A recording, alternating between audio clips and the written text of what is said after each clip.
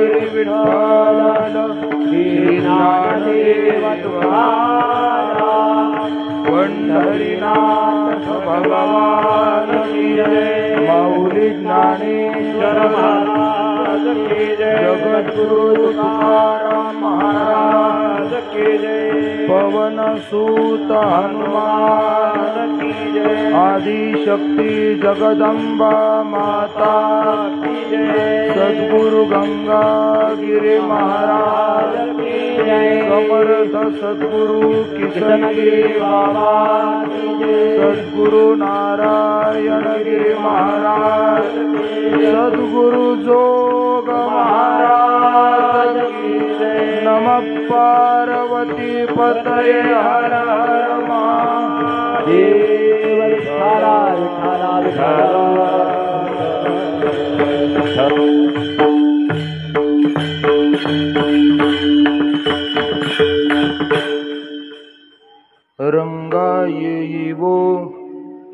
रंगा येईवो विठाई किठाई माझे कृष्णाई कान्हाई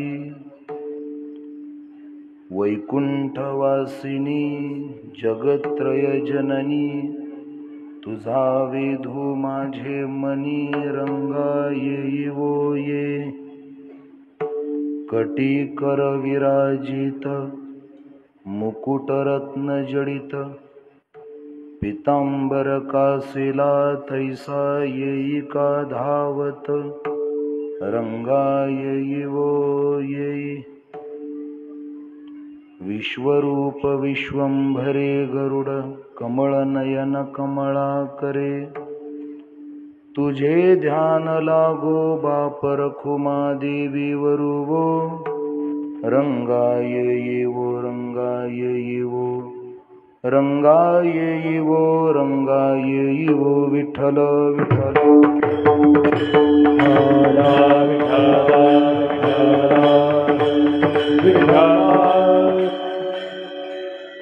नमो सद्गुरु तुकया ज्ञानदीपा कमी कर थोडा नमो सद्गुरु सच्चिदानंद रूपा नमो सद्गुरु भक्त कल्याण मूर्ती नमो सद्गुरु भास्करा पूर्ण कीर्ती या कुंदेन्तु तुषार हार धवला या शुभ्रवस्त्रामृता या वीणा वरदंड मंडित करा या श्वेत पद्मासना या ब्रह्माच्युत शंकर प्रभृतिभीर देवई सदा वंदिता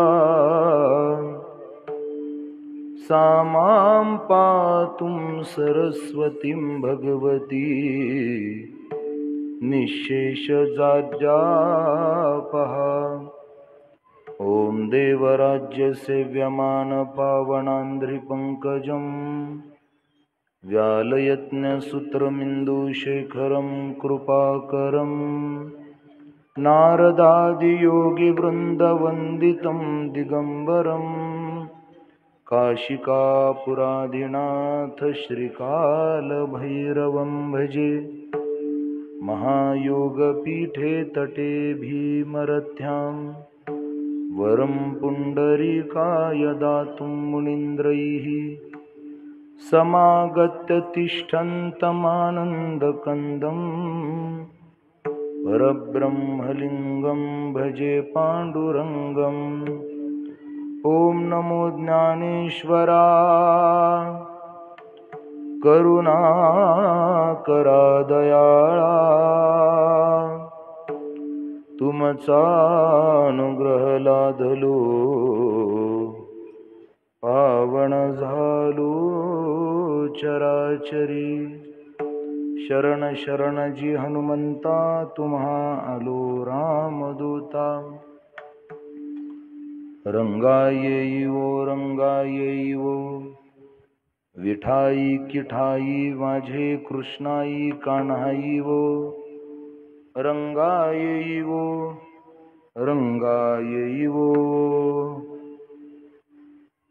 चिंतना करता निवडलेला अभंग माऊली महावैष्णव श्रीमंत श्री ज्ञानेश्वर भगवान यांचा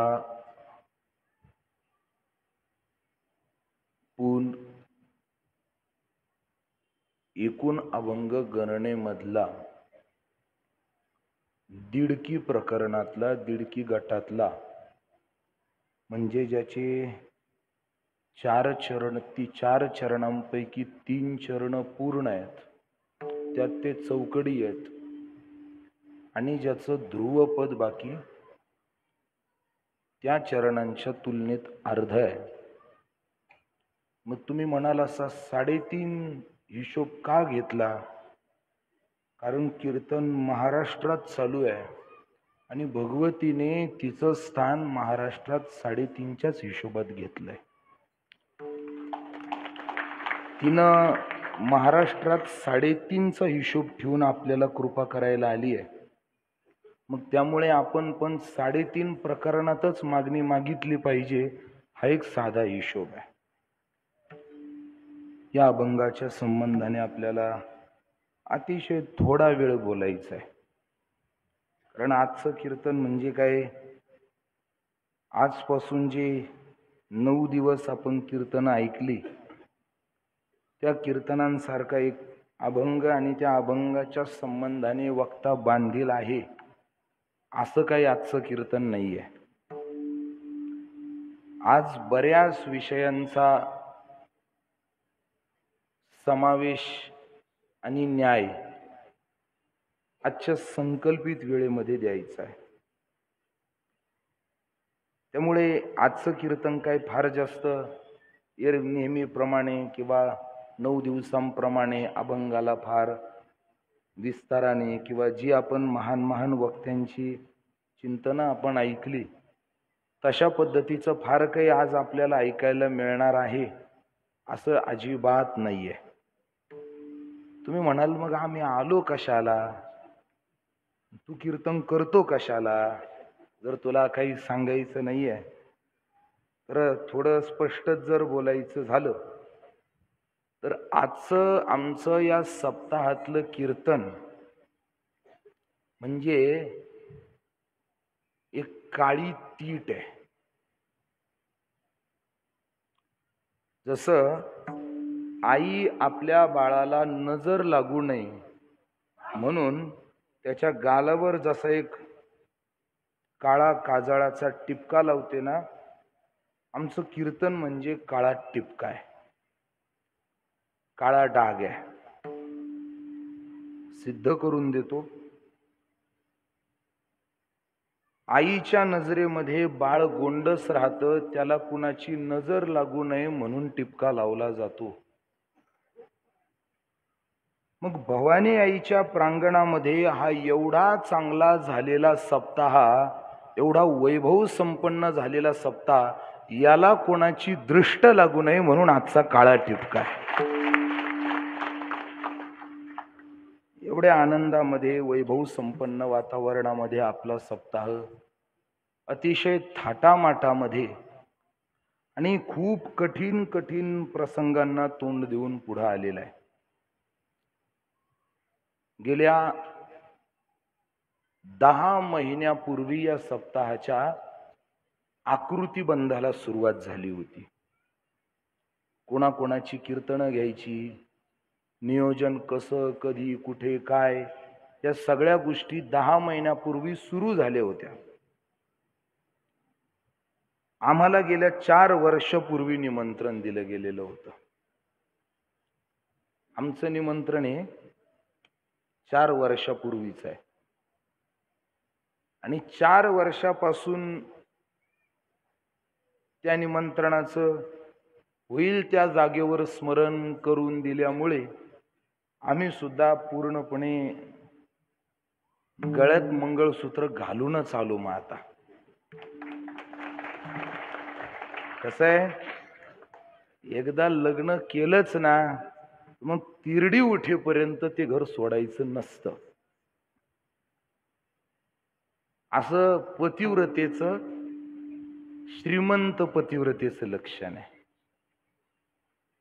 मग 4 वर्षापासून जो शब्द दिलाय आणि 4 वर्षापासून तुम्ही पावलोपावली जर आम्हाला स्मरण करून देत आहात, तर मग त्या 4 वर्षाच्या स्मरणाला साजेल इतकं तरी आम्ही थांबलं पाहिजे. त्यामुळे आम्ही पूर्ण वेळ वाडगावमध्ये थांबण्याचा निर्णय घेतला. आणि मग गेल्या 10 महिन्यापूर्वी कीर्तनाच्या सेवा कुणाकुणाच्या कशा कशा, गायक वादक मंडळींची नियुक्ती, भजनी मंडळाचं नियोजन,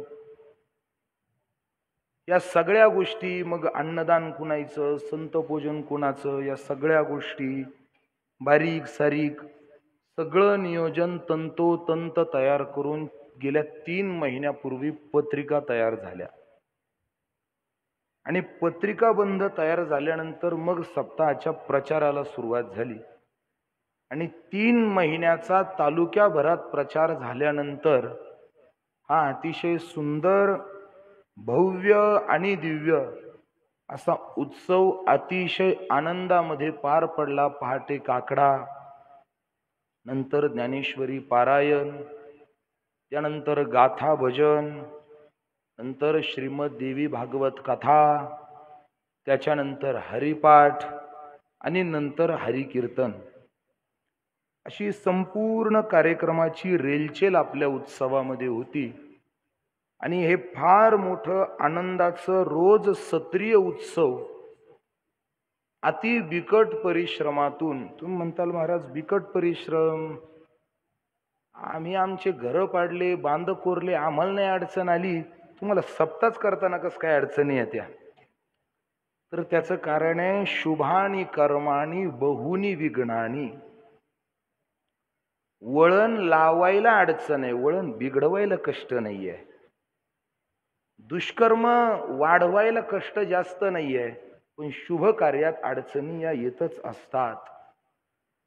पण तरीही त्या सगळ्या नैसर्गिक अथवा कृत्रिम त्या सगळ्या अडचणीवर मात करत करत आज उपांत्य दिवसापर्यंत आपण येऊन थांबलेलो आहे. ही आपल्या सप्ताहाची उपांत्य दिवसाची सेवा आहे. उद्या काला आहे, काला झाला की मग आपला शेवट सप्ताहाचा झाला, सांगता झाली, मग डायरेक्ट पुढच्याच नवरात्राला इथं सगळ्यांनी यायचं. तुम्हाला यायचं असेल तर तुम्ही या, पण आम्ही काय तुम्हाला परत 12 महिने काही इथं काय बोलवायला बांधील राहिलेलो नाही. आणि अशा वैभव संपन्न वातावरणामध्ये मोठं अन्नदान आणि या सगळ्या गोष्टीला आकार देण्याकरता पहिलं अभिनंदन गावच्या भजनी मंडळाचं. कसं आहे, आई बाप जर दूरीत जीवन जगणारे असले ना तर पोराला शिस्त लावल्याशिवाय ते सोडत नाही. आणि सप्ताह करायला वारकरी भजनी असले की ते त्याच्यामध्ये दंतव्यता पडू देत नाही. म्हणून पहिलं अभिनंदन भजनी मंडळाचं. दुसरं अभिनंदन ते म्हणजे गावातील सर्व माता भगिनी आणि पुरुष बांधवांचं, की ज्यांनी तन मन धनाने या सप्ताहाला भरगच्च सहकार्य केलं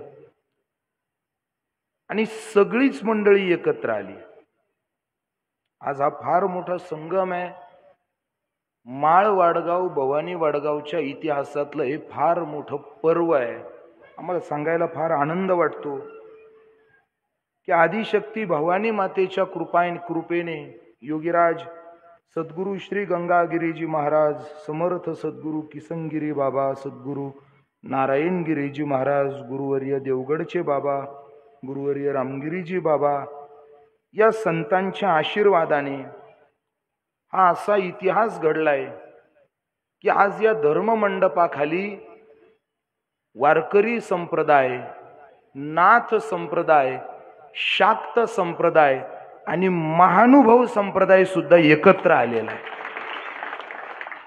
अरे हे आपलं कामच आहे महाराज. मिळविली मांदी वैष्णवांची ही सगळी मंडळी एकत्र येऊन गेली 10 दिवसांपासून आदिशक्तीची उपासना करतायत.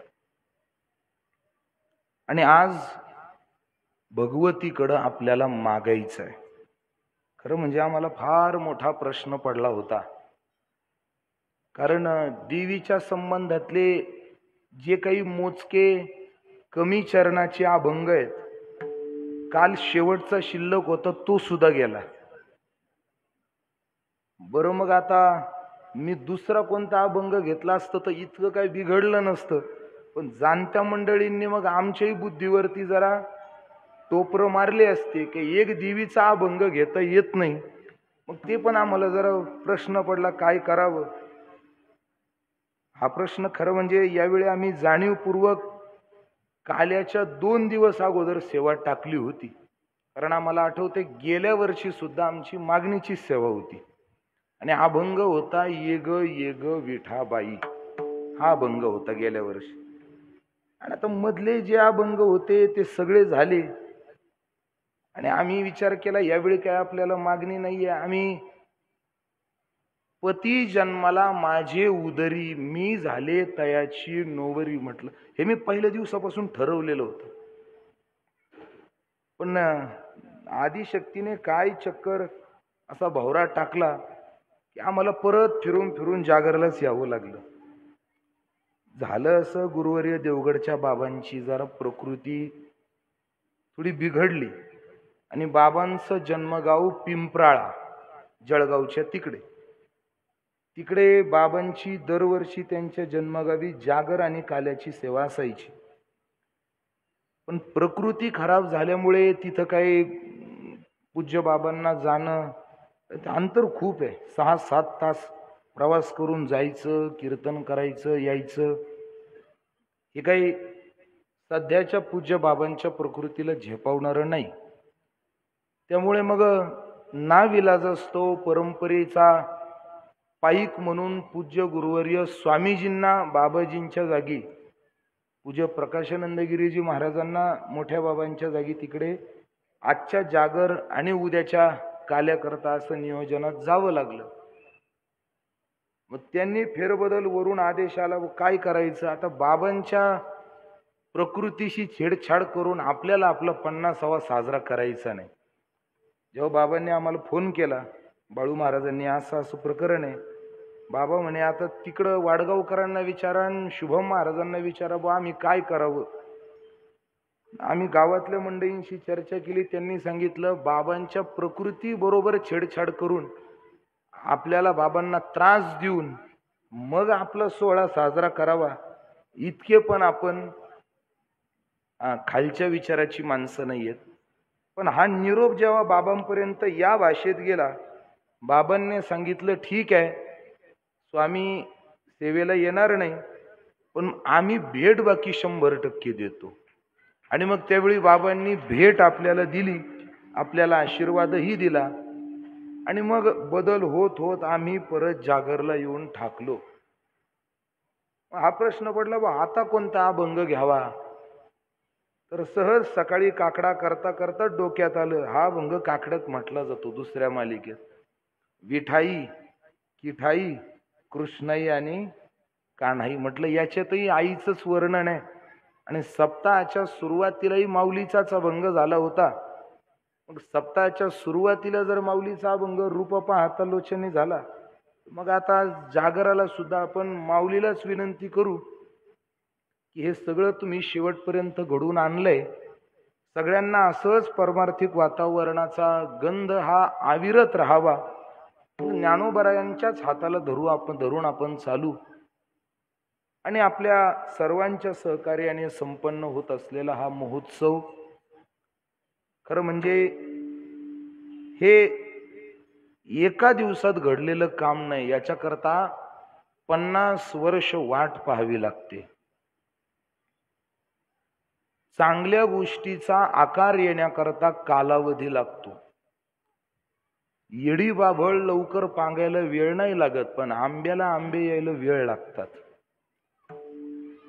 तसं आध्यात्मिक स्वच्छ धार्मिक उत्सवाला जास्त दिवस टिकण्याकरता आणि त्याचे उत्सव साजरा करण्याकरता कालावधी आणि परिश्रम हे बहुत काळापर्यंत घ्यावे लागतात.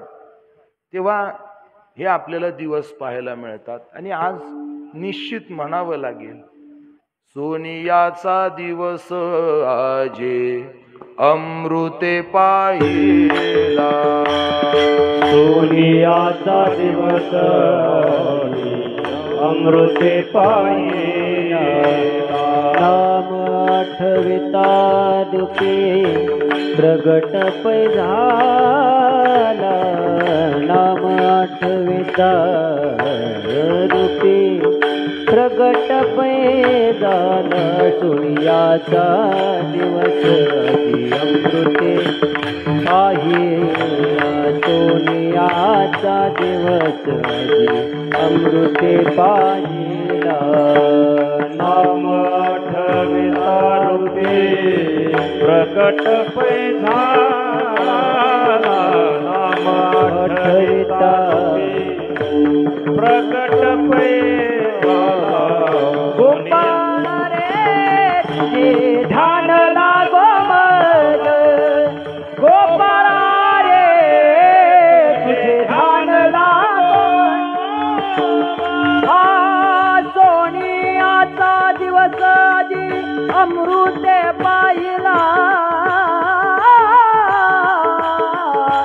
नाम आठविता रूपी प्रगट पै झाला. नाम आठविता रूपी प्रगट पै झाला. सोनियाचा दिवस अमृते पाहिला. नाम आठविता रूपी प्रगट पै झाला.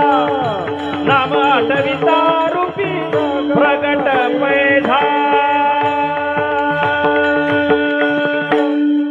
गेली 50 वर्षापासूनचा परमार्थ आज आपल्याला सुवर्ण महोत्सवाचं हे वर्ष दाखवतोय. ज्यांनी 50 वर्षापूर्वी हे रोपटं लावलं त्याचा वेल आज गगनाला गेलेला आहे आणि त्याचा हा सुगंध खऱ्या अर्थाने दरवळतोय. म्हणून दुसरे धन्यवाद ते समस्त गावकऱ्यांचे. आणि तिसरे धन्यवाद ज्यांचे आम्हाला आवर्जून मानायचे ते माळ वडगाव गावातील सर्व तरुण बांधवांचे. महाराज, तुमच्याच पोरांनी इतकं कामं केले, तुम्ही इतक्या हळूच टाळ्या वाजवू नका महाराज त्यांच्यासाठी. काय पोरं आहेत महाराज वाडगावचे. अहो, काकड्याला हजर पोरं. ज्येष्ठ मंडळी आपण भगवत प्रेमीच आहेत, आपण थांबणं यात काही विशेष नाही. मुलं काकड्याला हजर, पारायणाला सगळ्या व्यवस्थेला हजर. त्यात लगी गावामध्ये फिरीही त्याच वेळेत कसे त्यांचं ते मॅनेज करायचं त्यांचं त्यांना माहिती. आणि ते झाल्यानंतर परत कथेलाही नियोजन करायला हजर. भजनाला सगळे मुलं हजर राहायच्यावरच गाथा भजनात असं एवढा मोठा आयाम बसायचा गाथा भजनाचा. आणि रात्री कीर्तनाचं तर काय वैभव दिसायचं. 8-9 दिवसातलं एकही कीर्तनकार असे नाहीत की ज्यांनी 50व्या वर्षाच्या वैभवात कोणती उणीव काढली. आणि याचं सगळं श्रेय, मी सगळं म्हणतोय बरं का, सगळं श्रेय जातं या तरुण बांधवांना. कारण त्यांच्याशिवाय हे शक्यच झालं नसतं महाराज. म्हणून तिसरे धन्यवाद. कारण एवढे लोक ॲट अ टाइम जेवायला बसते मारू सोपं नाही आहे. आम्ही इथून खाली उतरलो, खाली इकडं जाईपर्यंत लगेच तिकडे कुंडलिक वरदा हरी विठ्ठल म्हणजे पोरखेळ आहे का हा. इथे एखाद्याच्या घरी आजकाल जागरण गोंधळ असलं तरी पैसे देऊन लोक वाढायला लागतात. ते ठेवते ना, ते गडी माणसं काय ते वाढायला ठेवते लोक पैसे देऊन. अहो, 500 लोक जर जेवायचे असतील तर इथं 50-50 हजाराची नुसती माणसाची फौज उभी करावी लागते. आणि इथं एका वेळी 4-5 हजार लोक जेवायला बसतात. अगदी 5 ते 7 मिनिटात पंगत वाढून होते. हे कौतुकच आहे महाराज या मुलांचं, हे कौतुक आहे. फारच समाधान वाटतं असं पाहिल्यानंतर. आणि खरं म्हणजे या मुलांची पळपळ आम्हाला शक्ती देत होती.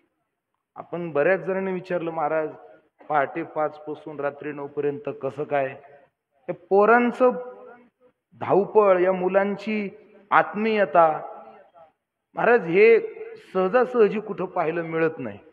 इथं मिळालं हीच ऊर्जा आम्हाला सुद्धा महाराज मंडळींना, या सगळ्या मंडळींना, भजनी मंडळांना खरी म्हणजे ही तरुण मुलांची ऊर्जा काम करून घेत होती. आणि सर्वात हे तिसरे धन्यवाद या मुलांकरतायत. आपण सर्व मंडळी आज उपांत्य दिवसाच्या कीर्तनाकरता, मी म्हटलं आजचं काही माझ्याकडनं अभंगाची काही अपेक्षा आपण करायची नाहीये. अगदी त्रोटक मुद्दे आपण फक्त, कारण मला सगळा गोषवारा घ्यायचा आहे. उद्या आपल्याकडे वेळ नाहीये. उद्या पूज्य माऊली येणार आहेत आपल्या इथे.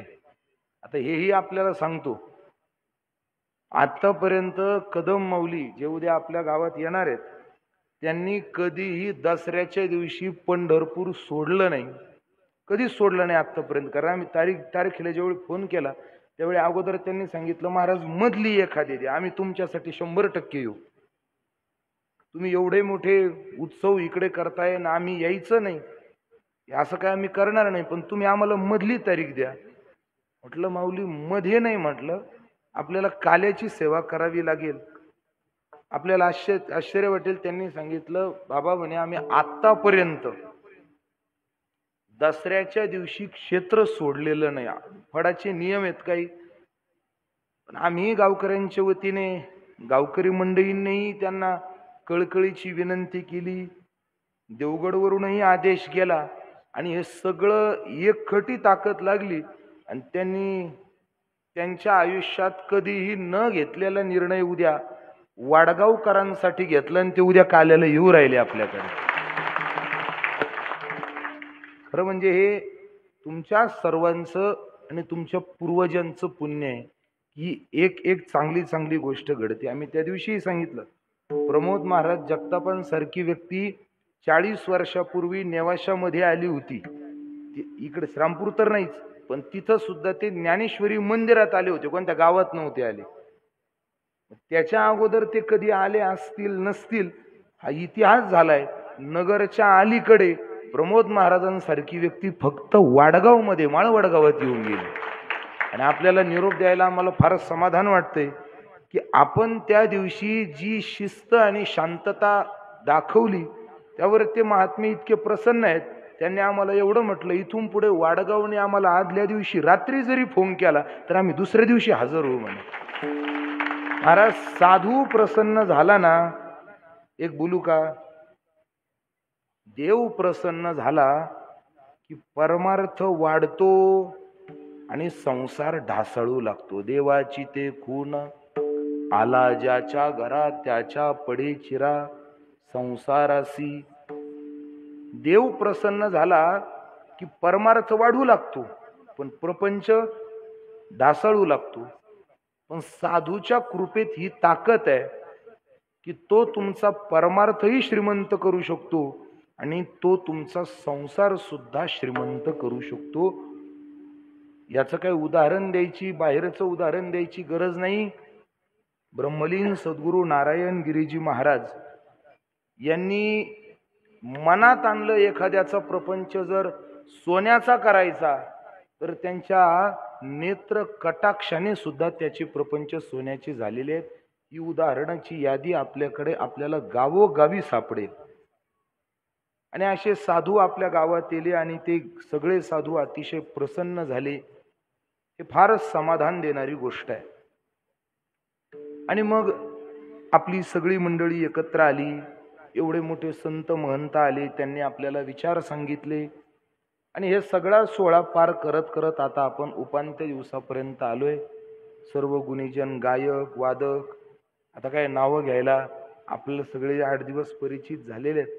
पण प्रामुख्याने ज्यांचं पारायण नेतृत्व आपल्याला होतं आणि ज्यांचं कीर्तन आपण श्रवण केलं, आदरणीय विकास महाराज, पूजनीय गुरुवर्य विकासजी महाराज, इकडे आदरणीय गुरुवर्य कैलासजी महाराज, आदरणीय गुरुवर्य बाळासाहेब महाराज, आदरणीय गुरुवर्य काशीनाथ महाराज, त्याचप्रमाणे सर्व उपस्थित माळवडगावमधील ज्येष्ठ आणि तरुण भजनी मंडळ, या बाजूला उपस्थित असलेले हे सगळे विद्यार्थी जे आहेत ना, हे निपाणी वडगावचे विद्यार्थी, हे कोणत्या संस्थेचे नाही, हे कोणत्या एखाद्या आश्रमाचे नाही.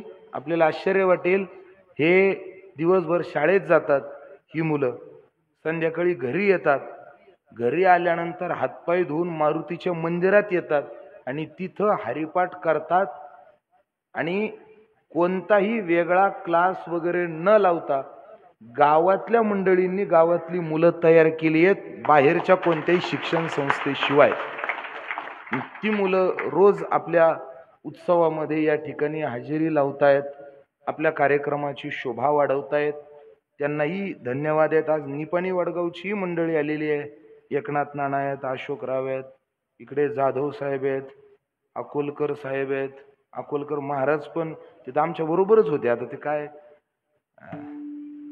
लई माणूस चांगला आहे महाराज. विठ्ठलराव आमच्या मागे दिंडीमध्ये सलग 6 तास काकडा म्हणण्याची हिंमत फक्त एवढा एकटाच माणूस करतो. आणि मी कायम सांगतो, माया बरोबर टिकणं सोपं नाहीये. आणि जवळजवळ संप्रदायातल्या चांगल्या चांगल्या गायक, वादक आणि कीर्तनकारांना हे तुम्हालाही कळून चुकलं असेल 8 दिवसात. माझ्या संग टिकणं इतकं पण सोपं नाहीये. पण ही काही मंडळी टिकून आहेत, त्यामुळे हे सगळं चालू आहे.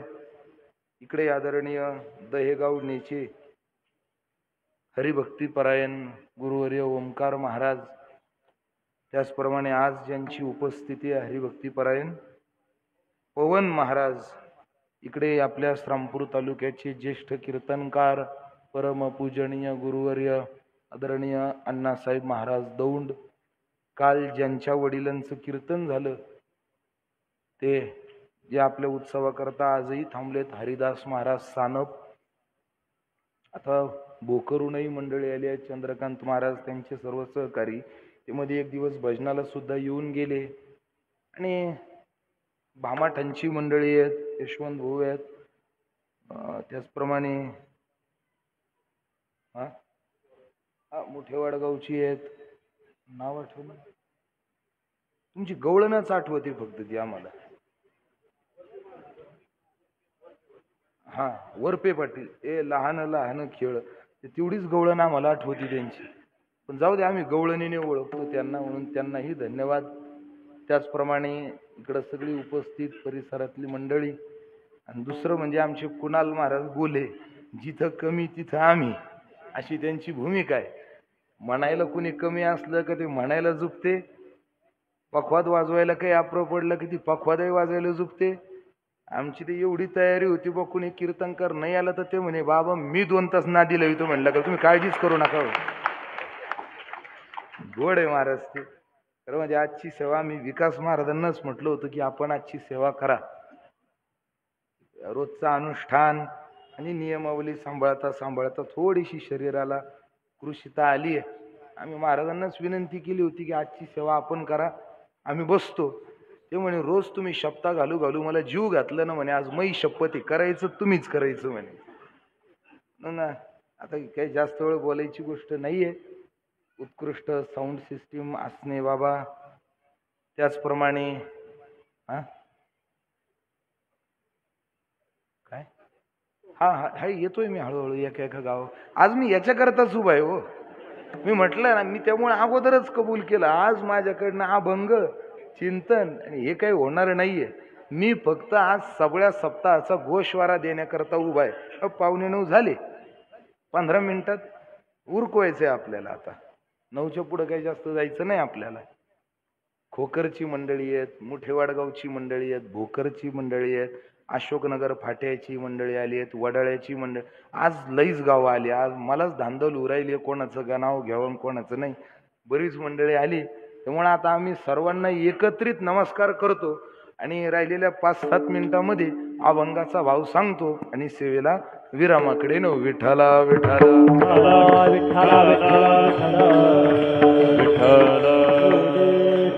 खरं म्हणजे मानवी बुद्धीला हे परमार्थ करण्याचे तरंग हे अंतःकरणाच्या आतून येतात. बुद्धी स्वतः काही काम करत नाही, बुद्धीला आतून तरंग येत राहतात आणि आतले तरंग बुद्धीवरती त्यांची छटा टाकून मग ती बुद्धी आपले रंग दाखवते. महाराज, बुद्धीचे अनेक तरंग क्षणक्षणा पालटती रंग. पण त्याच्या पुढे धोका सांगितलाय, धरू जाता संग तव तो होय बाधक. जास्त बुद्धीच्या आहारी गेलेला माणूस हा कधी जीवनामध्ये यशस्वी होत नाही.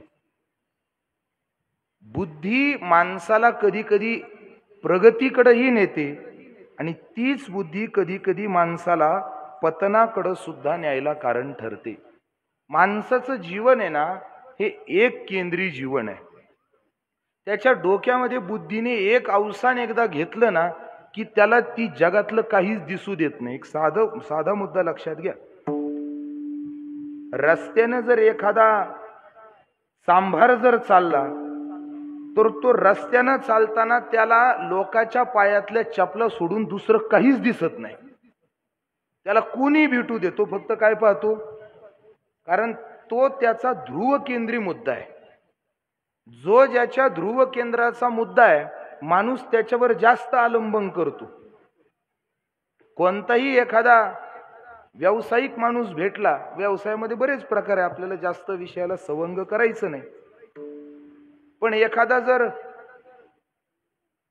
उदाहरण दिलं, चप्पल शिवणारा माणूस तो चपलीकडेच पाहत चालणार. थोडं आता स्पष्टच बोलायचं झालं, एक कीर्तनकार दुसऱ्या कीर्तनकाराला भेटला की तो पहिले डायऱ्या पाहतो. का? त्यांचा ध्रुव केंद्री मुद्दा फक्त तो आहे की याला किती कीर्तन आहेत, त्याच्या आजूबाजूचं त्याला काही दिसत नाही. माणसाची बुद्धी ज्या क्षेत्रामध्ये ध्रुव केंद्र धारण करते ना त्याला फक्त तेच दिसतं, त्याच्या बाजूला काय काय ते त्याला दिसत नाही. पण मग या सगळ्या प्रवासामध्ये बऱ्याचदा आपल्याला हे जाणून येईल की माणसाची नजर या अशा निकृष्ट दर्जाच्या ध्रुव केंद्रीपणामुळे बऱ्याच चांगल्या चांगल्या सुखांना मुकलेली आपल्याला दिसून येते. साधा मुद्दा आहे. माऊलींनी अमृतानुभवात असं सांगितलंय, वाटेची या पडे जाता द्विदृश्य नयनी पडता, सांगू आणि अभावता दोन्ही विरळची पाये. अमृतानुभवात माऊली म्हणतात की 2 माणसं बाजारातनं घरी चालली होती आणि बाजारातनं घरी जाता जाता त्यातल्या एकानं पाहिलं रस्त्याच्या कडेला चिखल होता, दलदल होती. त्या दलदलीला पाहिल्यावर तो म्हणतो, अरे काय सगळ्या रस्त्यात दलदल आहे, चिखल आहे, घाण आहे, सगळीच घाण आहे म्हणे इथं. आणि तेच त्याच्या दुसऱ्या बाजूला जो माणूस होता त्यानं पाहिलं तर त्याच दलदलीच्या बाजूला एक कमळाचं फूल खिललेलं होतं, उमललेलं होतं. त्यानं ते पाहिलं आणि तो म्हणे की हे बघे कमळाचं फूल किती छान आहे. दृष्टांत फार छोटा आहे माऊलीचा.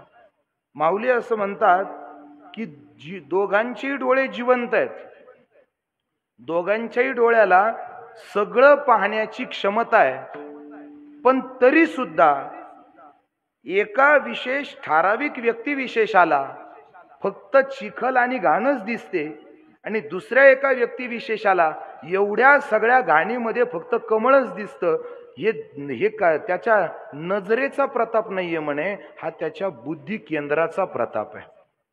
आणि हे सगळं करता करता बऱ्याचदा माणूस या बुद्धी केंद्राला अधीन होऊन आपल्या बुद्धीला चुकीच्या मार्गाने एकदा मार्गस्थ केलं की मग त्याच्या जीवनातल्या सुखांना हळूहळू तो स्वतःच कलंक करायला लागतो.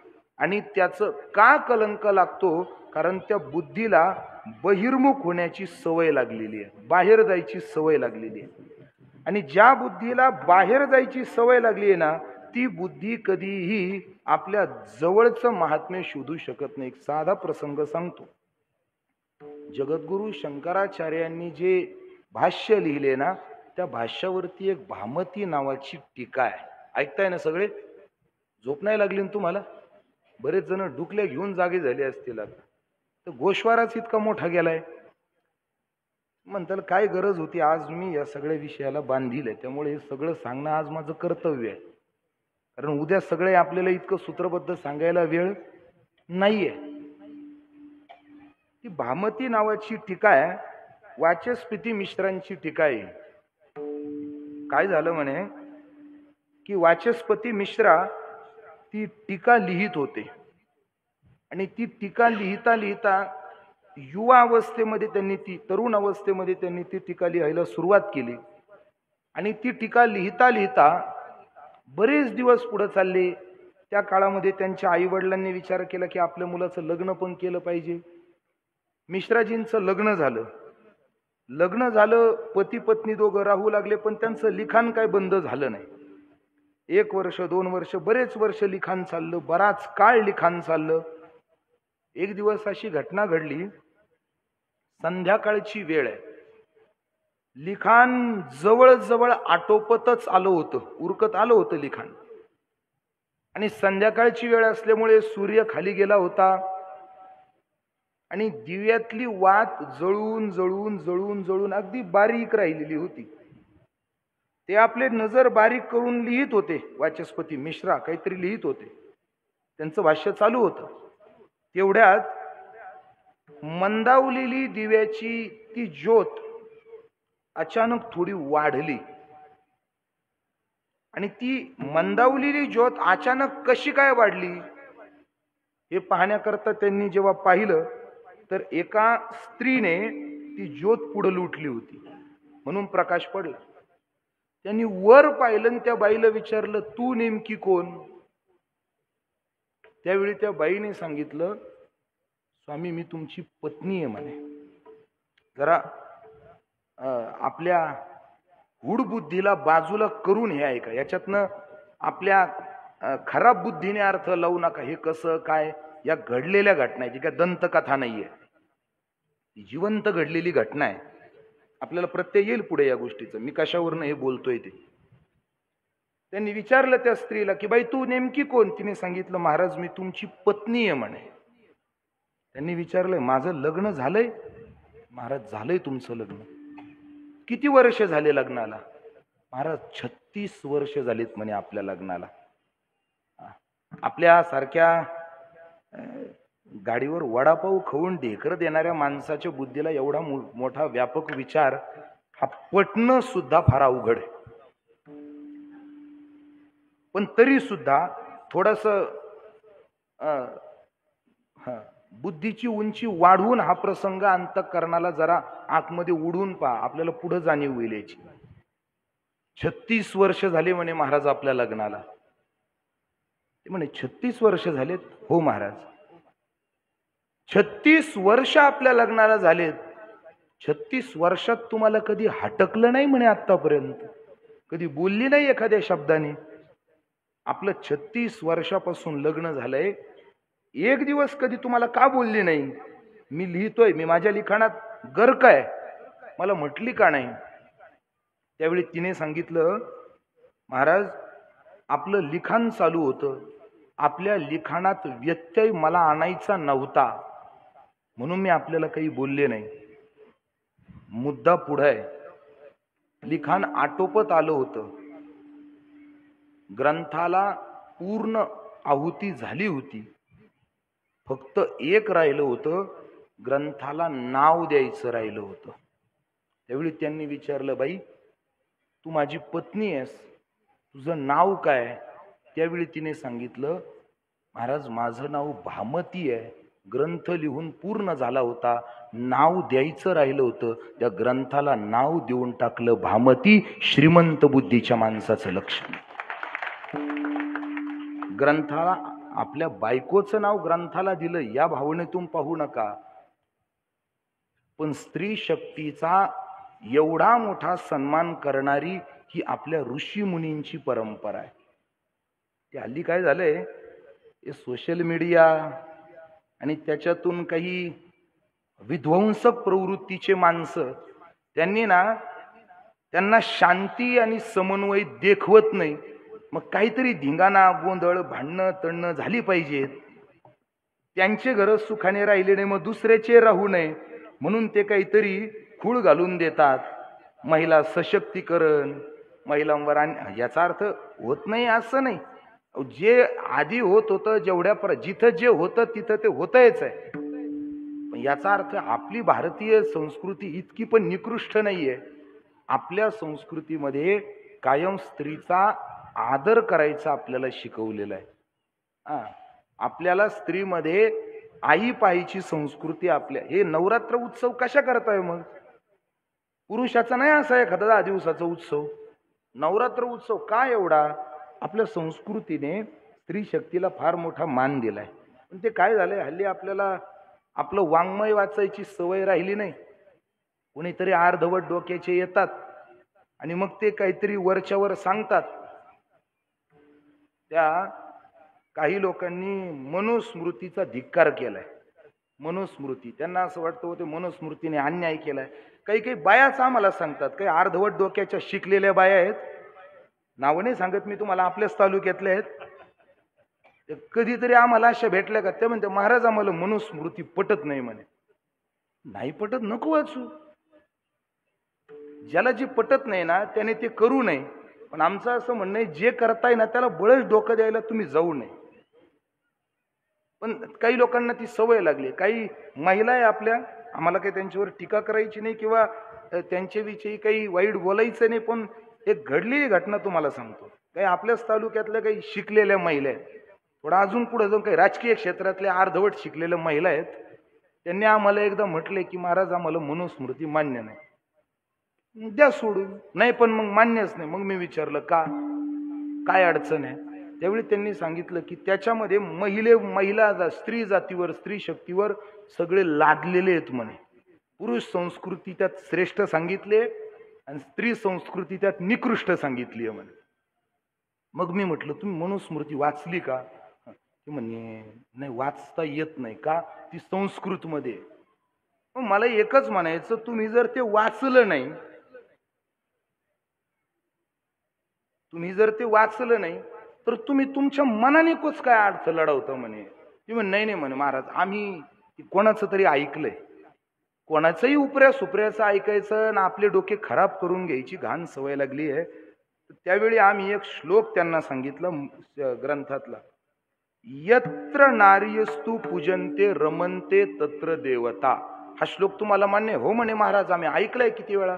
काय अर्थ आहे त्याचा? त्यावेळी त्यांनी सांगितलं, ज्या ज्या ठिकाणी नारीची पूजा होते ना तिथे तिथे साक्षात देवता वास्तव्य करतात. मग मी विचारलं, बाई खरं सांग, हा श्लोक कुठला आहे तुला माहिती आहे का? त्या बिनडोकला माहितीच नव्हतं. हा श्लोक मनुस्मृती मधला श्लोक आहे. हे तुम्ही पण जरा डोक्यात धरा. आणि उगा तुम्हाला कोणीही पेटून देतंय, ह्या मूर्ख बाईने शनीचा चौथरा काय मिळवलं तिचं तिला माहिती.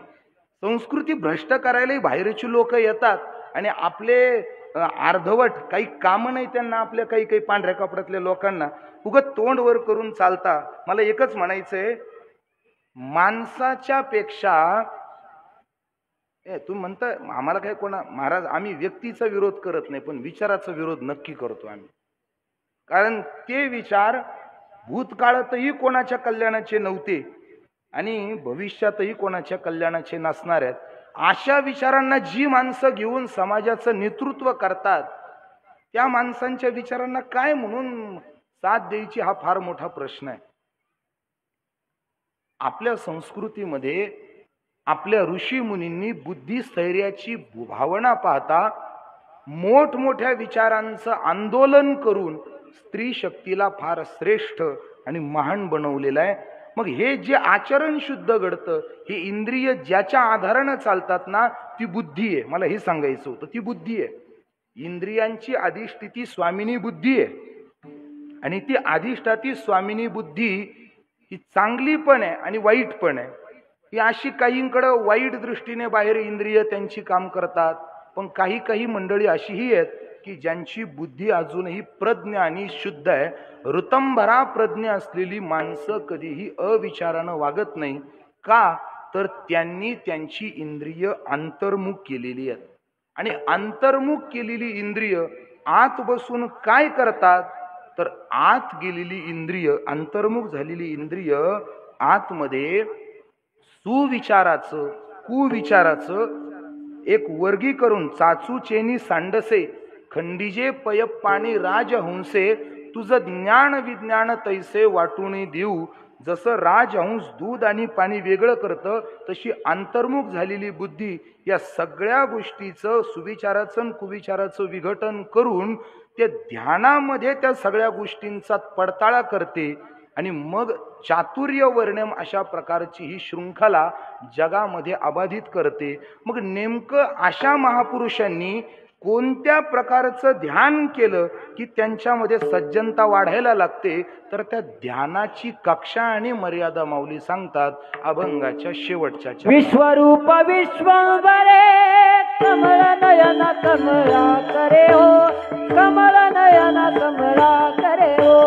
विश्वरूप विश्वंभरे कमल नयन कमला करे हो, कमल नयन कमला करे. विश्वरूप विश्वंभरे कमल नयन कमला करे वो, कमल नयन कमला करे. विश्वरूप विश्वंभरे कमल नयन कमला करे वो, कमल नयन कमला करे. विश्वरूप विश्वंभरे कमल नयन कमला करे हो, कमल नयन कमला करे हो.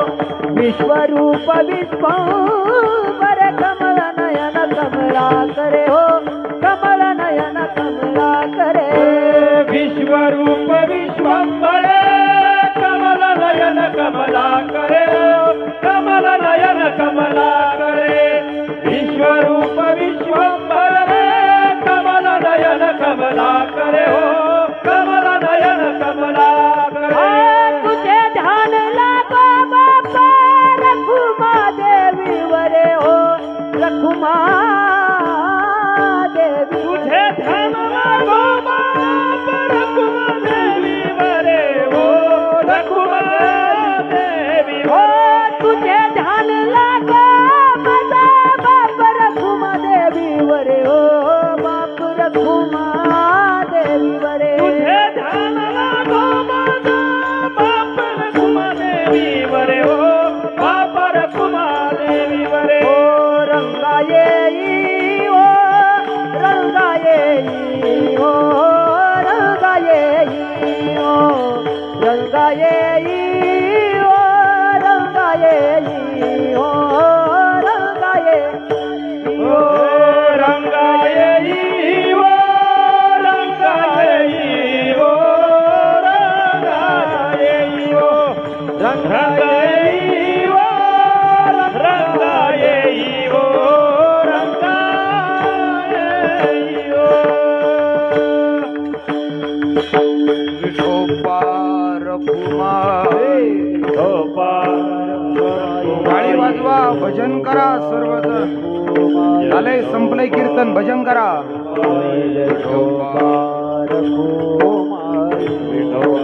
हला हला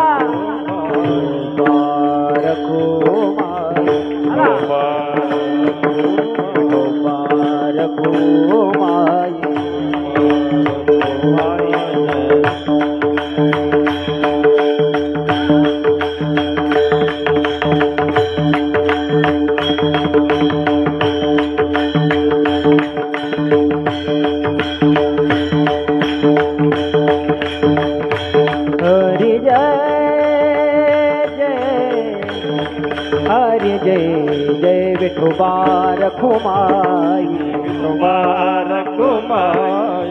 हरि जय जय हरि जय जय विठोबा रखुमाई. विठोबा रखुमाई. हरि जय जय हरि जय जय जय जय जय विठोबा रखुमाई. विठोबा रखुमाई. विठोबा रखुमाई. विठोबा रखुमाई.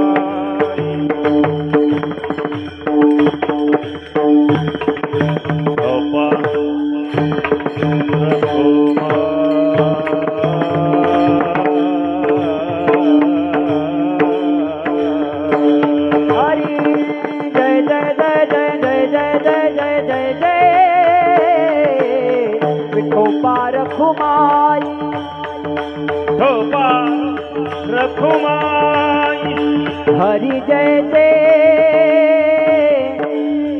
हरि जय जय विठोबा रखुमाई हरि जय जय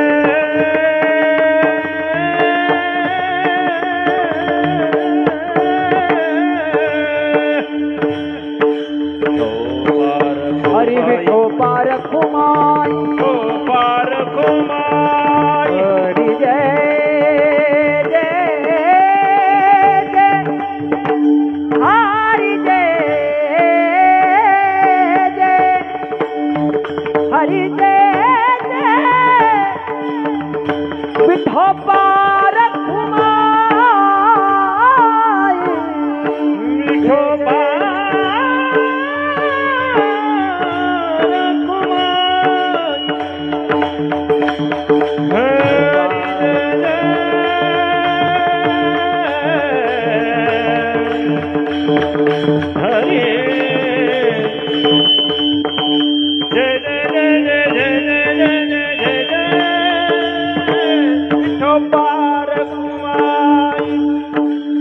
हरि जय हरि जय जय जय विठोबा रखुमाई विठोबा रखुमाई हरि जय जय विठोबा रखुमाई रखुमाई हो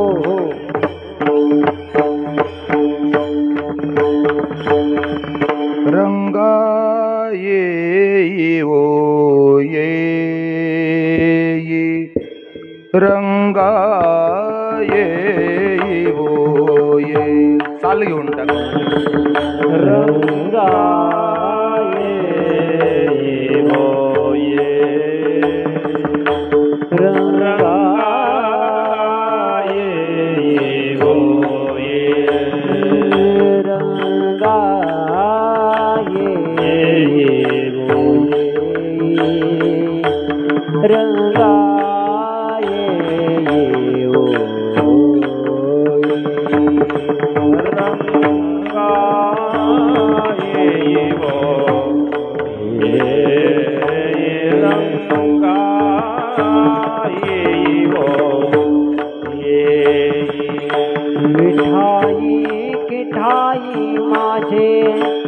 कृष्णाई कान्हाई विठाई ठाई माझे कृष्णाई कान्हाई रंगाई हो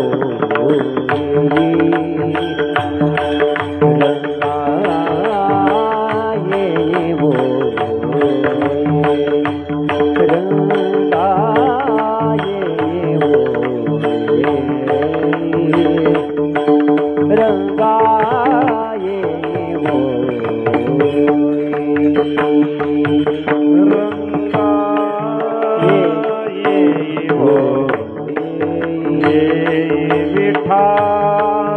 रंगाए वो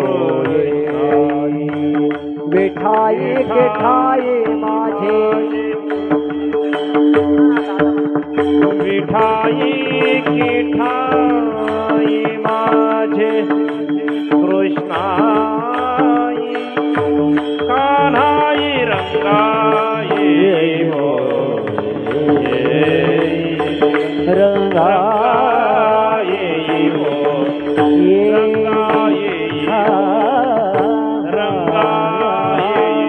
ज्ञानेश्वर माऊली ज्ञानराज माऊली ज्ञानेश्वर माऊली ज्ञानराज महाराज ज्ञानेश्वर माऊली ज्ञानराज माऊली ज्ञानेश्वर माऊली ज्ञानराज हरे जय जय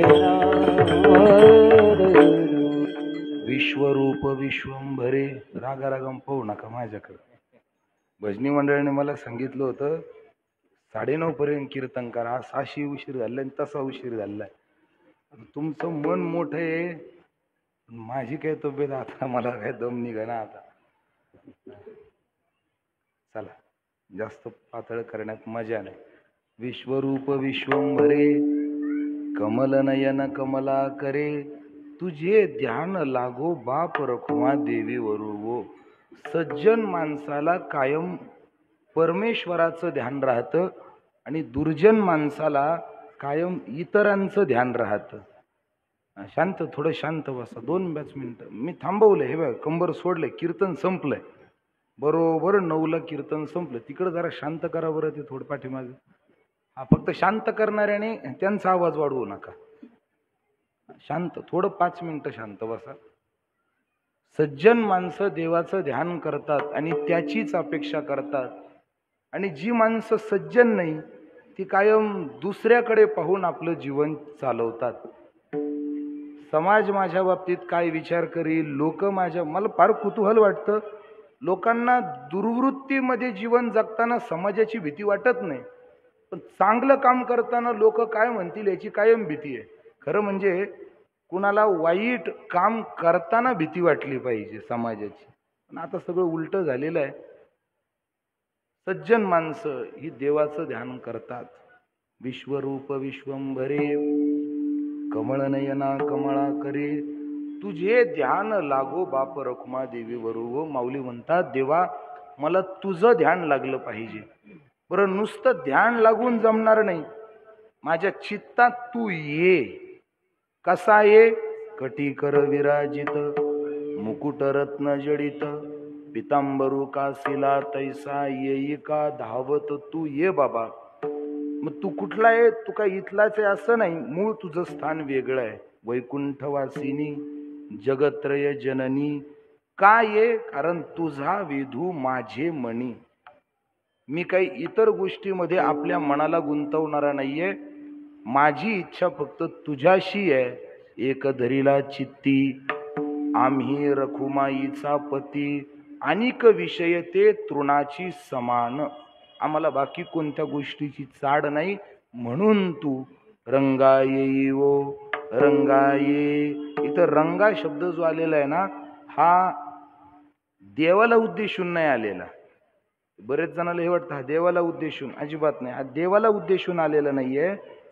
भक्तीच्या ज्ञानाच्या अशा अनेक कंपनाने अंतर्भूत झालेला जो माऊलींचा आतला कंद आहे, त्या कंदामध्ये भक्तीच्या आणि ज्ञानाच्या सुसूत्रतेने जो आतला जो एक विशिष्ट रंग तयार झालेला आहे ना देवा, त्या रंगात तू ये. या रंगात ये बाबा. रंगा म्हणजे देवाला कोणला रंगा म्हणून हाका नाही मारलेली काय ती. रंगात ये. मग कुणाला ये? विठाई किठाई कृष्णाई कान्हाई. आता इथं विठाई लक्षात येते, कृष्णाई लक्षात येते, कान्हाई लक्षात येते, किठाई लक्षात काही येत नाही. तेवढं 2 मिनिटात सांगतो, म्हणजे अभंग कळल्यासारखा झाला. आणि तसं पण आपल्याला फक्त अभंगच कळण्याशी आजचं कर्तृत्व होतं. किठाई हा शब्द आहेत ना, हा कानडी प्रदेशातून आलेला आहे. या 4 शब्दांना जर मराठी व्याकरणाची वेळ नाहीये. खरं म्हणजे व्याकरणाची नाही, शिकरणाची वेळ आहे. आता शिकरणाच्या वेळेला व्याकरण सांगणं काही चांगल्या वाक्याचं लक्षण नाही. ऐकून तर ठेवा, सोपं आहे. विठाई, विठ अधिक आई विठाई. किठाई, किठ अधिक आई किठाई. कृष्णाई, कृष्ण अधिक आई कृष्णाई. आणि कान्हाई, कान्हा अधिक आई म्हणजे कान्हाई. मग विठाबाईला आता हे सगळ्यांना माहिती, आपण रोजच हे ऐकलंय, विठाई कृष्णाई. किठाई काय? तर किठ हा शब्द जो आहेत ना, कठ या रंगापासून. कठ नाम काळा. कठ ही शब्दाचा अर्थ आहे काळा. काळा कुळकुळीत. ठाईचाची काळा अनादी बहु काळा. जो पक्का काळा आहे ना, त्याला कानडी भाषेमध्ये किठ कठ असं म्हणतात. आणि त्याचंच वर्णन मातृतेच्या भूमिकेमध्ये माऊलींनी पाहिलं, म्हणून किठ अधिक आई किठाई. म्हणून तिला आपल्या रंगात बोलवलंय. विठाई कुठाई माझी कृष्णाई कान्हाई रंगा येई वो रंगाई. अल्पबुद्धी अल्पमतीप्रमाणे अभंगाचा भाव सांगण्याचा प्रयत्न केला. आपली वेळ सुद्धा संपलेली आहे. आता यानंतर जय विठ्ठल होईल का भैरवी घ्यायची? नाही नाही, कधीतरी हा म्हणा. बरं घ्या. ठेव ना, घ्यायची तर घे, तुला नको जाऊ द्या. घ्या. विनोद केला. ऐका, कारण भैरवी का टाळली? कारण मी सुरुवातीलाच भैरवी घेतलेली आज. मला माहिती आज नंतर वैरवली वेळ पुरणार नाही ना. रूप पाहताची चाल आज कोणती होती? तुम्ही म्हणताल भैरवी चालती का? नारायणगिरी महाराजांनी जे केलं ते आमच्यासाठी शास्त्र आहे. आम्हाला काय बाकी आम्ही काही लई वेगळे शास्त्र वाचत नाही किंवा फार लई काय मोठं आम्हाला संगीतातलं असं काही आमचं नाही. पण साधू जे करतो ना, आमचे चैतन्य महाराज फार गोड सांगतात ते. साधू संत शास्त्र पाहून जगत नाही, मग ते जे जगतात ते शास्त्र असतं. नारायणगिरीजी महाराज म्हणायचे ना, तिथं आम्हाला वारकऱ्यांना ही परवानगी मिळाली. बाकीची नका का म्हणे ना, पण रूपाची रूपावली ही घ्यायला आम्ही काय मागं पुढं पाहत नाही. ज्याला कुणाला लई त्रास आहे ना, त्याने आमचं ऐकू नये. का? आमचे बाबा करायचे आम्ही करतो. यद्यदाचरिता श्रेष्ठ हा. म्हणून भैरवी सुरुवातीला झालेलीच आहे, त्यामुळे शेवट झालीच पाहिजे असा काही आग्रह नाही. पण आता जय विठ्ठल होईल, भजनी मंडळ खाली बसतील. भजनी मंडळ खाली बसलं म्हणजे तुम्ही उठायचं असं अजिबात नाही. जोपर्यंत उद्याच्या संपूर्ण सूचना होत नाही तोपर्यंत महिला आणि पुरुष, मंडपाच्या आतले पण मंडपाच्या बाहेरचे पण, इथं बसलेले मंडपाच्या बाजूला बसलेले, दुकानाच्या गल्लीवर बसलेले सगळेच, एकाने सुद्धा जागा सोडायची नाही. तुम्हाला तुमची शपथ आहे. जर उद्या काही न करता काही झालं तर परत माझ्याकडे यायचं नाही. मी तुम्हाला आधीच सांगून ठेवलंय. आम्ही 7 दिवस काकडा केलेला माणूस आहे. बोला फुलाची गाठ पडली तर आपल्याकडे काही कोणी यायचं नाही भांडायला. त्यामुळं जोपर्यंत शेवटची सूचना होत नाही तोपर्यंत विनंती आणि सूचना कोणीही जागा. बर आदरणीय विशाल महाराज, एक जागा त्यांना एक कंपाऊंड मोकळं करा कोणीतरी यायला. आदरणीय विशाल महाराज गिरमे इथं आलेले आहेत. आता कसं मधू या असं बाजूबाजून या, आता कडाकड मध्ये इथून शिरा कडाकडाने या. आता पुढं तर यावं लागेल ना. आदरणीय विशाल महाराज गिरमे आपल्या उत्सवाला भेट द्यायला आले, त्यांनाही धन्यवाद. त्यांचंही आपण टाळ्या वाजवून स्वागत करा एकदा.